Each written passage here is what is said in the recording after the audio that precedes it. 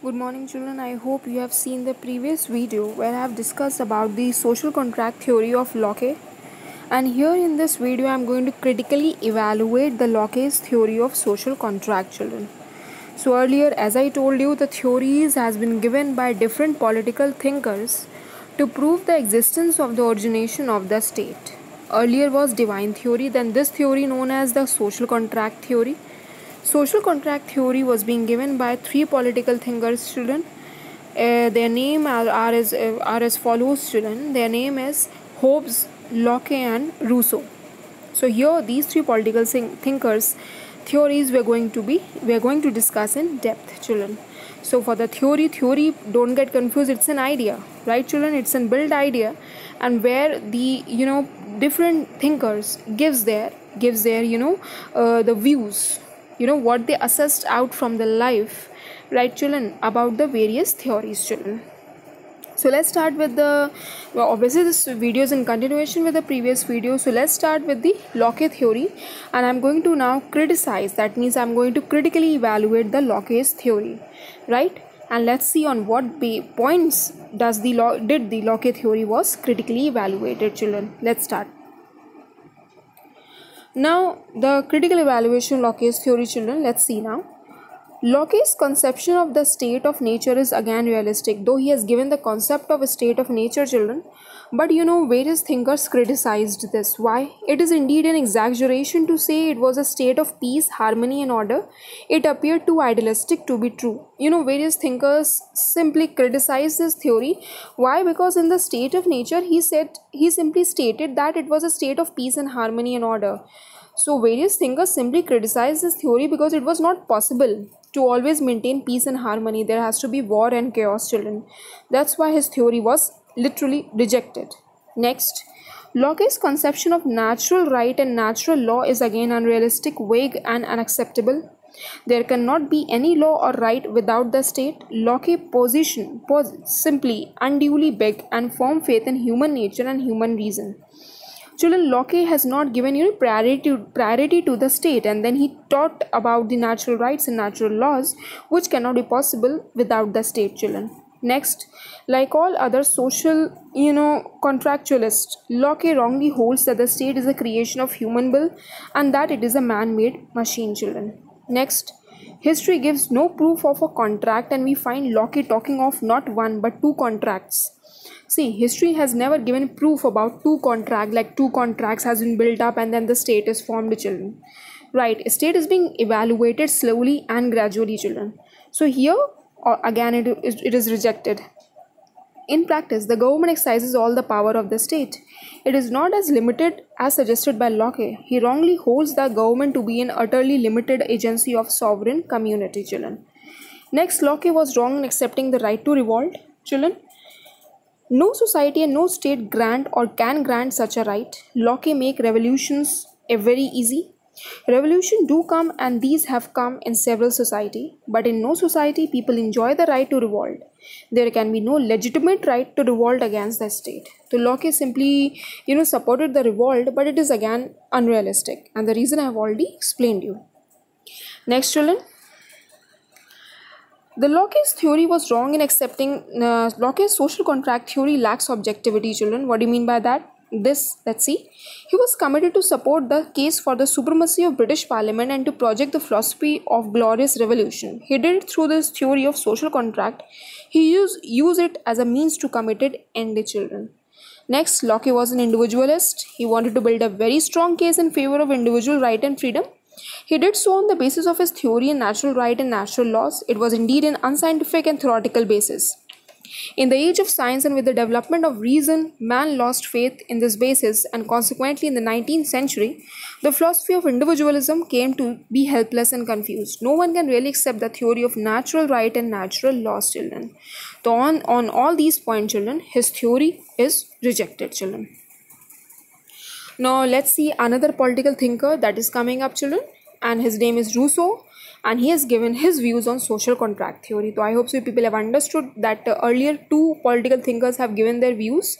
The very first political thinker name was Hobbes, children, And the next Locke. So I have already explained you in the previous videos, children, this videos as well. So let's see what Rousseau wants to say, children. Let's see now. In the 18th century, the great French philosopher Jean-Jacques Rousseau came forward to project this theory of social contract. This was done in his work, The Social Contract. He was concerned with the objective of finding a logical explanation for the birth and nature of a state. He adopted and analyzed the theory of social contract and built a good case in favor of popular sovereignty. Sovereignty, children, everyone knows, supreme power. However, the manner in which he did was ambiguous, not very clear. On the one hand, he influenced the French revolutionaries in adopting liberty, equality, and fraternity as their motto. But on the other hand, the idealists like Hegel got from his idea the inspiration to build a theory of omnipotent state, which involved a conception of state worship, children. Now, the very first thing, Rousseau's conception of human nature. See what it tries to say regarding the human nature, children. Rousseau believed that originally man was a carefree, innocent individual. He had no sense of mind. He was unmindful of what others did. He enjoys a blissful living. There were no limitations and he enjoyed full liberty rather than ideal liberty. However, later on selfishness had its birth in the form of private property and man became selfish. He got engaged in war, property war. Man became perverted. He started lamenting and wanted to go back to the original state of nature, which he however could not do. Next, Rousseau's explanation of state of nature, what he's tried to say regarding the state of nature, children. Like Hobbes and Locke, Rousseau also believed that originally man used to live in a state of nature like Hobbes, and unlike Locke, Rousseau held that this was both a pre-social and pre-political stage. Man lived in this state of nature as an individual. However, according to Rousseau, man was neither quarrelsome nor selfish. He was a carefree and happy man. He was a noble savage and led a life of simplicity and happiness. He had no sense of mind, no one interfered in the perfect freedom of other, or lived a blissful life, a life of perfect freedom. It was indeed the ideal natural state of man. However, this proved to be a short-lived stage. The increase in population, the dawn of reason, growing economical needs, emergence of family, and the institution of property wrecked this life of simplicity and bliss. The birth of selfishness led to the emergence of private property disputes, and war. Perpetual war destroyed the natural freedom and happiness. It became a state of inequality, and loss of freedom became a sad reality. The men who had lived in the original state of complete freedom, equality, and bliss now suffered a loss of freedom, and therefore their blissful living was gone. They naturally wanted to go back to the nature, but alas, they could not do so. Rousseau observed man is born free, but everywhere he is in chains. Next, Rousseau's social contract and the birth of general will. Now children, try to understand what is this now. The people escaped from the state of nature by forming a civil society and replacing the natural freedom by civil freedom. This was done through a social contract which was both social and political. Each one surrendered oneself to the collective real will of all, the general will. Each one of us put in common his position and his whole power under the supreme direction of the general will. By the social contract, each individual surrendered himself to the collection will of all, that general will. In doing so, each one gained more than what one loses. By surrendering to general will, each one become a part of it and hence become a gainer. In fact, a surrender before the general will is no surrender at all, because it is the real will of all. General will, being the collective real will of all for highest social good, emerged as a supreme sovereign will. It emerged as the totality of the best wills of all and willing the best social good of all the people. It therefore became the duty of all individuals to obey the general will. In obeying the general will, one obeyed his own real will, which was a part of the general will. No one could disagree with general will, as no one could disagree with his own real will. Whenever an individual disagreed and disobeyed the general will, he did so under the influence of his selfish will. In this case, it became the duty of the general will to free the individual from the bondage of his selfish will and make him conform to his real will. Next now, critical evaluation of the Rousseau's social contract theory, children. So I hope so people have understood what is the general will or about, children. So thus, according to Rousseau, the social contract gave birth to the general will, the popular sovereign representing the real will of all and working for the good of all. Each individual became a part of it as well as surrendered his right and procedure to it. As the popular sovereign, the general will got the right to exercise unlimited, absolute and inalienable, infallible and indivisible sovereignty. The birth of the general will led to the establishment of civil society, children. Now let's now criticize the Rousseau's theory. Now on what point his theory was criticized, children? Let's see. However, the way Rousseau explained his theory of general will was vague, not clear, and confusing. It contains several, you can say it contains, doubts actually. Rousseau made a distinction between real will for good of all or social good, and actual will, selfish will for social, selfish good. It was an abstract and unreal way of dividing human will in two parts, children. Next, Rousseau held that general will was a will of all, not in the sense of numerical number, but in the sense of being the will for the good of all. Such a view was both confusing and dangerous. Any dictator could claim that he was acting for the good of all and was representing the general will. In this way, he could rule ruthlessly and justify his rule as a rule of general will. Rousseau held that general will could use force for liberating the individual from the bondage of his actual will and for making him conform to his real will. That general will, it involved a paradox. How can the use of force by the state acting on the agreement of general will be accepted as the way of protecting the freedom of the individual? Next, Rousseau's theory of social contract was in fact as faultier as was Hobbes. It was speculative, abstract, and historical and faulty. Rousseau too failed to make a distinction between state, society, and government. According to him, the social contract ended the state of nature and led to the birth of civil society. Though Rousseau defined sovereignty as popular sovereignty, yet he assigned to it the features of Hobbes' absolute sovereignty. Rousseau's concept of the general will was used by idealists to build the theory of an all-powerful, omnipotent state, children. So basically now let's see the critical evaluation of the social contract theory, children. So this way we are coming to another theory, children.